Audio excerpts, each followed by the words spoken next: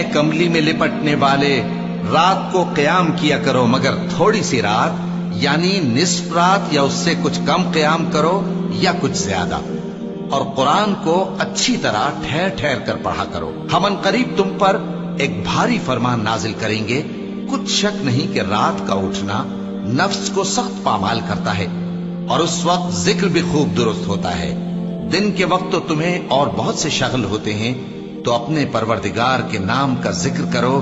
اور ہر طرف سے بے تعلق ہو کر اسی کی طرف متوجہ ہو جاؤ۔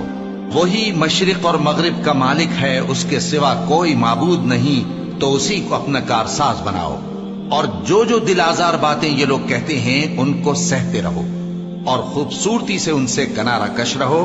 اور مجھے ان جھٹلانے والوں سے جو دولت مند ہیں سمجھ لینے دو، اور ان کو تھوڑی سی مہلت دے دو۔ کچھ شک نہیں کہ ہمارے پاس بیڑیاں ہیں